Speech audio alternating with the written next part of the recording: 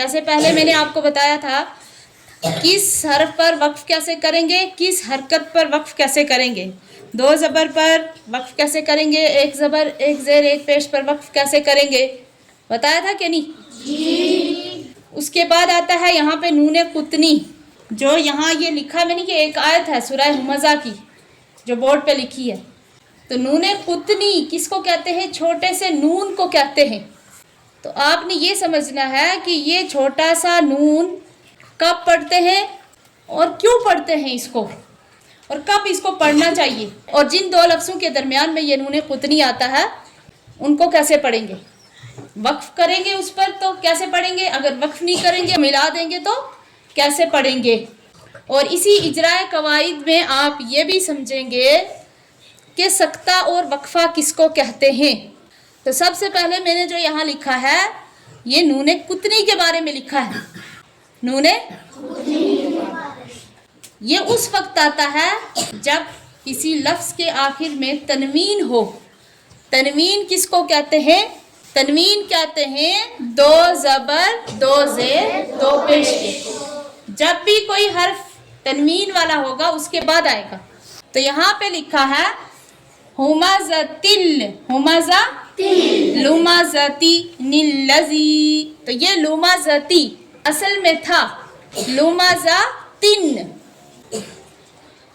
نظر آ رہا ہے؟ جی۔ اصل میں یہ ایسا تھا لمزتن، تو یہاں پہ آپ کو ایک زیر نظر آ رہی ہے، پہلے تھا لمزتن، اگلے حرف کے ساتھ ملاتے وقت آسانی کے لیے اس نون کو ڈال دیا تو اس کی ایک زیر باقی رکھیں گے اور دوسری زیر کی جگہ اس نون کو لکھ دیں گے جس کا نام ہے نون قطنی۔ تو دو زیر کی جگہ ایک ہی زیر لگایا، یعنی دو زیر تھے ایک زیر کو ہٹا دیا تو بنا دیا لمزتی نل۔ یہ نون کیا ہے؟ وہ زیر جو تھی تا دو زیر تین، نون لگا دیا تو کیا پڑا؟ لمزتی۔ یہ اگلے حرف کے ساتھ ملانے کے لیے نون لگا دیا لمزتی نلذی۔ تو اگر ہم لمزتی کی تا جو آپ کو ہا کی شکل میں نظر آ رہی ہے جو یہ ہے، اس پر جب بھی وقف کریں گے تو لمزت ایسے وقف نہیں کریں گے، اس پر وقف کریں گے لمزہ، یعنی زا ہا زبر زہ، زا تا زبر زت، ایسے نہیں، زا ہا زبر زہ، ہجے ہم کریں گے تا زیر تی لیکن وقف کریں گے لمزہ۔ تو اب یہ دو لفظ ہو گئے جس کے درمیان نون قطنی آیا ہے، ایک لمزتی ہے دوسرا ہے الذی، یہ دو لفظ ہے جس کے درمیان میں نون قطنی ہے۔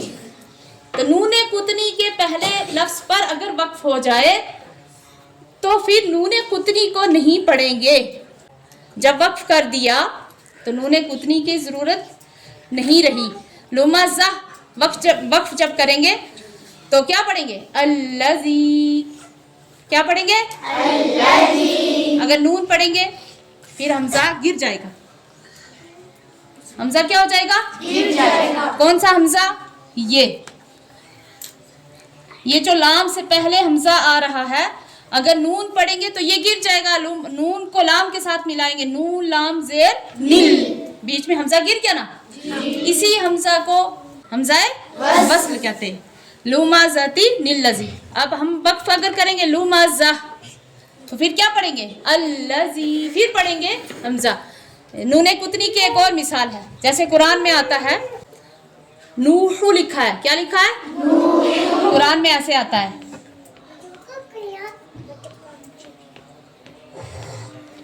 نوح نبنہ، قرآن میں آپ کو یہ الف بھی ملے گی، ایسے ہوگا قرآن میں لکھا ہوا۔ تو یہاں پہ ایک پیش ہے، اصل میں تھے دو پیش، کتنے پیش؟ دو۔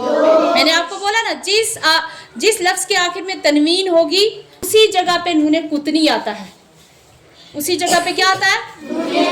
یہ وہاں سے ایک پیش ہٹا کے اس کو نون قطنی بنا دیا، ایک پیش کو ہٹا کے کیا بنا دیا؟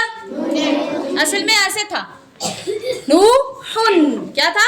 نوحن۔ قرآن میں آپ کیسے دیکھیں گے؟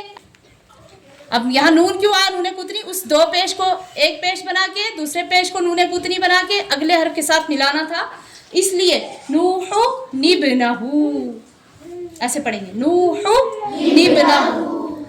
اس میں بھی حمزہ وصل آتا ہے، نوح کے اوپر وقف کر دیا تو اس کو پڑھیں گے نوح، کیا پڑھ دیا؟ کر دیا تو یہ الف کام آئے گا ہمیں با کے ساتھ ملانے کے لیے. اب ہم پڑھیں گے ابنہ، وہ الف تھا نا، کیا پڑھا؟ جب وقف نہیں کیا تھا تو الف نہیں پڑھا تھا، جب وقف کر دیا تو الف پڑھنا پڑا. اسی الف کو حمزہ وصل کہتے ہیں. کبھی پڑھا گیا کبھی نہیں پڑھا گیا. آپ نے اس جملے میں دو چیزیں سمجھی. کتنی چیزیں سمجھی؟ ایک حمزہ وصل کے بارے میں اور دوسرا نون قطنی کے بارے میں. نون قطنی کو تب نہیں پڑھیں گے جب وقف ہوگا. اتنی بات بھی یاد رکھنا، نون قطنی کو اسی وقت نہیں پڑھتے جب وقف کر دیتے ہیں. نوح، پھر پڑھیں گے ابنہ. اور اتنی بات یاد رکھنا کہ جہاں بھی نون قطنی آئے گا وہ اسی جگہ پر آئے گا جہاں دو زبر دو زیر دو پیش لگی ہوئی تھی. ہاں اب کیا سمجھنا ہے آپ نے؟ سکتہ اور وقفہ کے بارے میں. سکتہ جیسے آتا ہے کلا بل رانا، یہ آتا ہے نا؟ جی. سکتہ کہتے ہیں خاموش ہونے کو. یعنی کیا مطلب ہے اس کا؟ کہ جب ہم کلا بل پڑھیں گے تو آگے جب ہم نے سکتہ دیکھا ہم نے خاموش ہونا ہے. یہاں پہ اس خاموشی کا مطلب یہ ہوگا کہ خاموش رہ کے سانس نہیں لینا اور اگلا لفظ پڑھ دینا ہے. جیسے ہم پڑھیں گے کلا بل رانا، کلا بل ایسے سانس نہیں لینا پھر رانا پڑھنا، ایسے نہیں کرنا. کلا بل رانا، یہ ہو گیا سکتہ. وقفہ بھی ایسے ہی ہے. ولی جیسے یہاں پہ ولیتمتعوا کے آگے لکھا ہے وقفہ، وقفہ پر بھی ایسے ہی کرنا ہے. ولیتمتعوا فسوف. اب سکتہ اور وقفہ میں فرق یہ ہے کہ سکتہ پر تھوڑا سا کم رکیں گے اور وقفہ پر اس سے تھوڑا سا زیادہ رکیں گے. فرق اتنا ہے. رکیں گے ایک ہی جیسا، یعنی رکیں گے اور سانس نہیں لیں گے، پھر سانس نہیں لیں گے اور پھر اگلا لفظ پڑھیں گے. مطلب دونوں کا ایک ہے. اسی طریقے سے ایک اور آتی ہے مثال، جیسے آتا وقیل من راق. یہاں قیل من کہہ کے پھر سکتہ کرنا ہے. وقیل من راق.